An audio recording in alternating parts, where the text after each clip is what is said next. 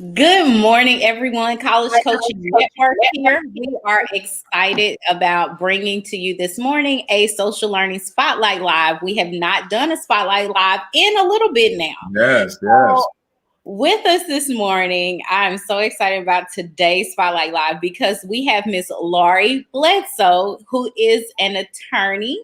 She is also a college coach, and she is a teacher and also a facilitator. So she does Yeah. a plethora of things. She has an extensive resume, and she is also part of the Right Step. So we're excited to have Laurie with us this morning. Claude's going to give her the 10-10 challenge. We're going to talk about her very first job.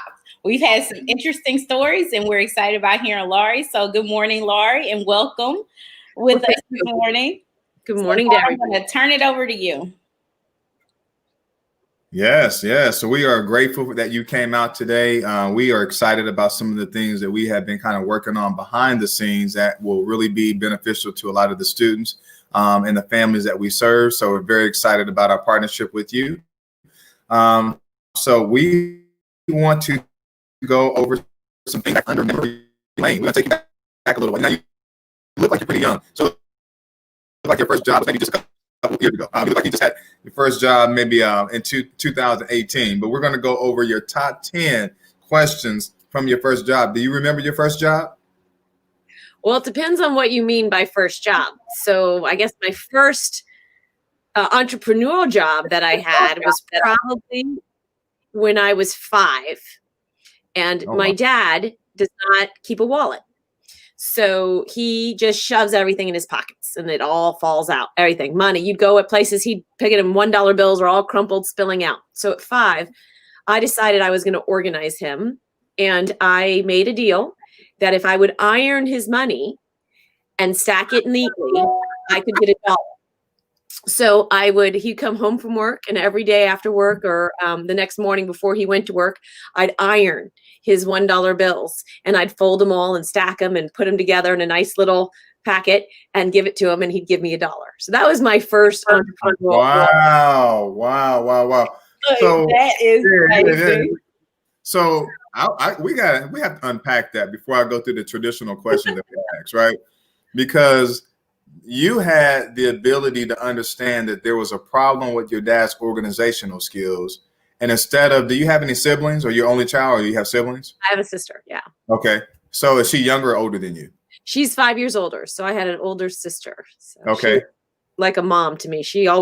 I don't think I learned to tie my shoes until I was like in 5th grade, because she would always just do it for me. No, but I think this is amazing, Mika, that the older sister observed Dad too. Yes. But it wasn't something that popped in her mind that Dad needed help. And so, Laura, you were in a position where, one, you could identify that there was a problem, and 2, you were able to see that you could be a part of the solution. And then you were smart enough to negotiate at 5 years old that you would get a piece of the pie. Exactly. Right.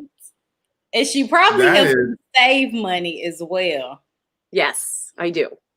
Oh, wow. I'm definitely a big fan of saving money. You save first, then you budget, and then you have a little to spend. But you definitely need to have that savings. You are wired different. We actually had a comment out there, Claude, that someone says stacking money literally. Literally. I love it, because she was literally stacking the money.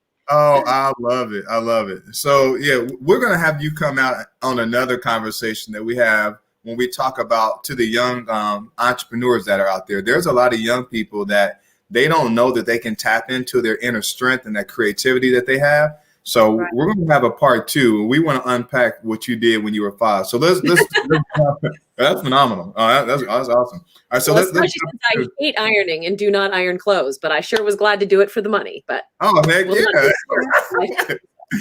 Literally, as they said, literally. Okay, so let's go through these 10 questions in 10 seconds. All right, the first question: how old were you outside your entrepreneurial ventures? How old were you when you started your first job?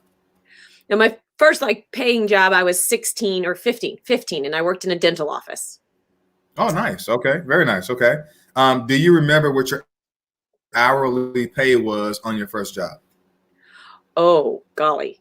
It was like $4 or $5 an hour. It was not much. It was like $4 an hour. You did So- better than some past people. Yeah, well, I Some chose an office people- setting because the office setting had better pay than like a restaurant fast food.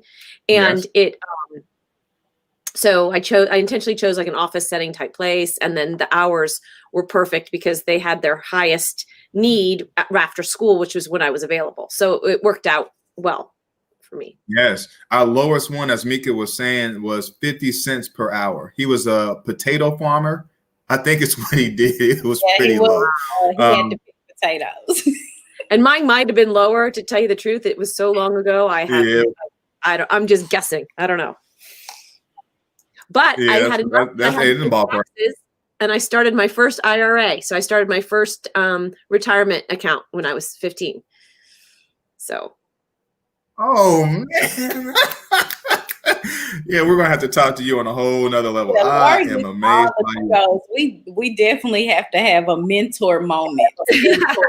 Yeah. For sure. Yes, because your dad, somebody taught you some things really early on. Okay, so you answered another question. So did you ever have an unforgettable moment on your first job? Yes. This boy that I really, really, really liked and I'd never spoken with, that played on the soccer team, came in to get his teeth cleaned, and I had to take the x-rays, and I was mortified because I was so in love with this boy I'd never even spoken to. And I had to put the x-rays in his mouth and move the machine. And it was and I had to wear a really ugly outfit, the little scrubby kind of thing and I had to tie that bib on his neck. I was shaking and I couldn't even talk. It was horrible. Oh wow! So she was working, making money instead of looking, having her. I'm sure you probably, if you go back and they can ask him, he probably was checking you out more than where you were checking him out. I did get a date later, so it worked out. It worked out. Yeah, put a smile on his face. I love it. Literally, they can't talk back. Their mouth is wide. They can't talk, and you can just flirt away. All right. Is there any song that best describes your first job? Oh gosh, I don't know. I like the 9 to 5 song. It just cracks me up because I remember in the summers, I would try and get off and do things, but I couldn't, and there was like not much flexibility. So it was like that total working 9 to 5.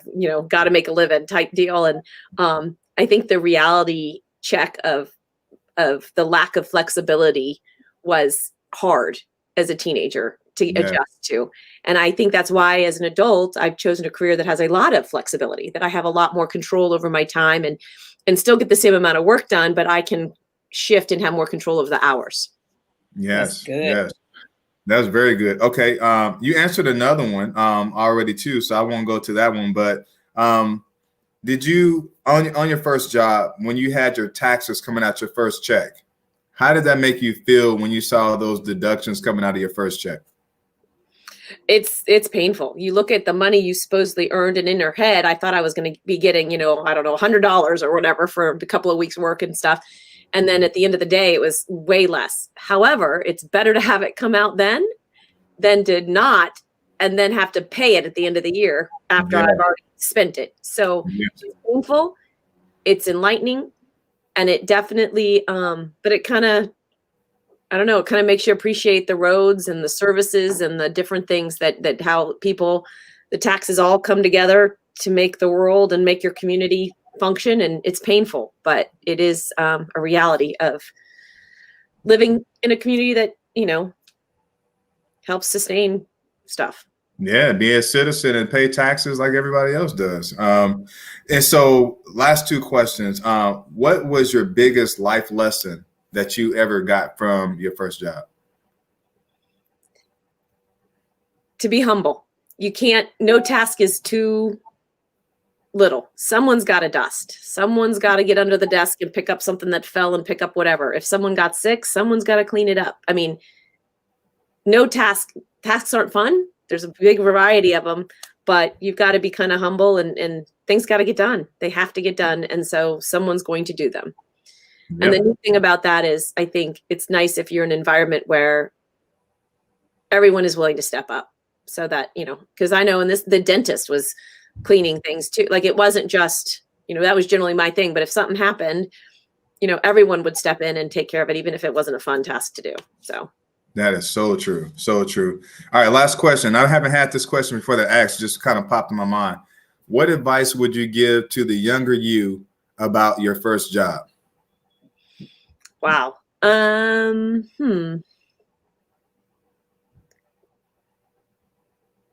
I think balance is important, because for me, I really, really, really wanted to earn money. And so I scheduled lots and lots of hours to try and get money for things like to buy clothes or to do things. And I think that it would have been nicer to have had more of a balance. So I didn't do the volleyball team because I was working every day after school. So it would have been nice to have a balance and realize that kind of experiences, money's necessary and important, but buying it to buy a new shirt that you're going to outgrow is not as valuable as an experience that you could have. So create a balance between, being responsible and then also, doing things to kind of feed your soul. That's good, man. That was good. That was huge. Because like, once you start working, it never stops. Never stops. Never ever stops. That's actually that was a life piece of advice that you just gave, because there's a lot of people now that they're still trying to earn money. We all have, we have responsibilities and stuff like that we all have. And but you said is the items that we're working for are temporary, and the memories that we make are for a lifetime. Right. That's what I think I heard. So you have to have your shelter and your food and your things, but just figure out a way to also have those memories and experiences to balance your life out, so you can have joy too. During the journey. Hey, I needed that myself, so thank you. That was a reminder to me, so thank you. So like, what are you doing now? I know Mika will take it. So Mika, we just want to know a little bit about like what you do now. I know you're not making $4 an hour anymore. So like, what are you up to now? Well, I have a couple of things going on. I have a regular job that I do as an equal employment opportunity attorney, and I facilitate investigations and kind of like do depositions, so like sworn statements, document collections and things for people who have claims of employment discrimination with federal agencies. I'm neutral. I don't represent anyone. I just help in the process of that complaint to get to a decision by an administrative judge. So, and through that, one of my favorite pieces is that there's a lot of mediation and counseling involved, and trying to get the parties to resolve the conflict without having to go to court. Yes. And that's probably my favorite piece of it. But essentially, it's a lot of computer typing, document looking at, and more computer and writing. So that's that main piece. And then my passion job is helping students. I love helping students navigate their next step, or the right step for them at the next stage in their lives. So a lot of that right now involves colleges for kids. And where are we going to go? What are we going to do? Am I going to go to college? Is there a different path I should take? What about a gap year? What about where do I go to school? And I think a lot of that is really about the right fit. It's not it's not about the school or the job or this. It's finding the fit for them that's right. And that's a process, and there's a lot of thought to go into it. And I think sometimes there's a lot of temptations or influences for other things. And so it's just really delving into them being able to recognize their story and share that story through applications, whether it's jobs or colleges, so that fit will come through. And it's hard to come up with your story. And a lot of times I think that's the process I like the best with students, is talking through it and helping them find their story, because that will really get them to the right place and the right fit for the next step in their life. That's good. That's good. So, like, I have to ask because when we talk about passion, there's generally a pain or a purpose that was associated to us finding that passion. So, where did your passion for working with students come from? Through my children. I have 4 children. So I noticed that my favorite part of my life was the volunteer things that I would do through them and through their schools. So I would get involved in fundraisers, or I would be involved in leadership roles doing things. I really liked working on the district level and engaging with planning, strategic planning, and identifying needs that were in the district and helping fill those. And a big need in our district, I felt, was this college counseling process, and also the career readiness, and kids kind of having help figuring out what is their right place and step and who they are through this and how do you do it. So there's a class at my kids' high school that is called, it's like life skills class. And she was searching for volunteers. They could never get them. And they wanted people to come in and do job interviews, mock job interviews with kids so that they could, pretend to go through the process. And then we would hire somebody, and that person would get a gift. They would win if they were hired, and they would get a gift. And I loved, my kids weren't even in the class. I just loved it because I loved talking to all these different students. And then as my kids got older, they went through the college process, and each kid's different. Each one's very different. Yeah. And sometimes the goal initially was what they thought they should do, not what was right or best for them. And so that process was fascinating to me, how, you start here, and by the end of the process, you've gone all the way through, and my one son's first choice and his last choice, he got into both. And at the end of the day, it was down to that May 1, you've got to tell them what school you're going to. And he still hadn't decided. And it was driving me nuts that it's April 30th and we still don't know. And he chose his last choice. He's like, that's my first choice. And I think he just struggled, it was very interesting how that flip happened. So I think it's neat to be there and to guide them and to help them through that and to find where it goes. So that's where my passion for kind of all that stuff started. That's great. That was a great question, Mika, you asked. One of the things that we are desperately looking to create with College Coaching Network in our environment is a platform where people feel comfortable enough to be vulnerable enough to say, hey, I don't know. My daughter wrote an essay and she just said, hey, I'm National Honor Society, and I still don't know. I don't know what I want to do with my life. I don't know what direction, but it's people like you that can be transparent enough and kind of tell them your story. And then that helps them to kind of say, okay, I can be comfortable and kind of let it organically happen. And for you not to push your son at that deadline, I know you behind the scenes, you were going bananas. Oh, my God. Oh, yeah. Where do I have to send the check? It was right. Yeah, but at the same time, he owns it now because you let him explore and navigate through that on his own. You know what I mean? So that's very important.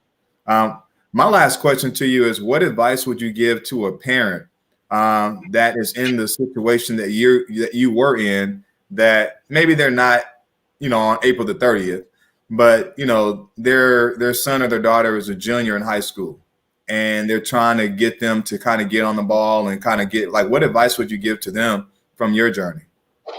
Well, I think there's a fine balance of how to be involved in it, but let it be their process, because there is an honesty, like not honesty in like truth or non-truth, but there's an honesty in the application that comes through when students, do it themselves and go through the process and they're honest, like your daughter, I don't know what I want to do. That shines through, and through that you can really get a piece of who that person or student is, and that helps find the right thing.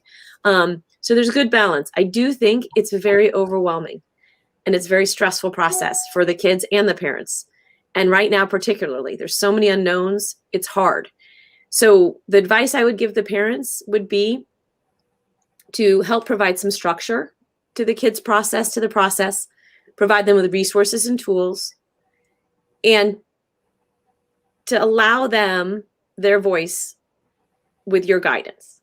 So, I mean, their voice is so important, and you can definitely hear it when you're reading. I don't know if you ever read things. I hear the sound. I get very disappointed sometimes when I go to a movie, because I'll just love a book and then I'll go to the movie and it doesn't sound the same, or it doesn't, like, it's not, I hear it and I see it. And when these admissions officers are reading applications, they will hear the student's voice. And you want it to be their voice, because that's going to help with the process. So what I did with my kids was I kind of helped do a checklist timeline for them of different things. We had, when it got crunch time senior year, probably starting in August, but we kind of started earlier with just getting things done. But when it hit August, we had weekly meetings. We just had a weekly 1 hour touch base meeting, like kind of like a little, what's to do? What do you have to do? What applications are you doing? What's the most important? This scholarship deadline is November 1. The other ones are this, why don't we prioritize this application over that one? And then we would end each meeting with a takeaway list. I'd have a list of things that he wanted me to follow up on, and he'd have a list of things that he needed to get done, like get the essay finished or turn in that.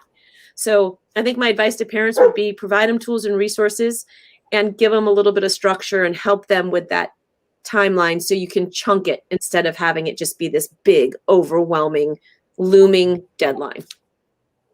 That's good. That's good. That's really good. That's really good. I also love what you said about reading and hearing the voice of the writer. Yes.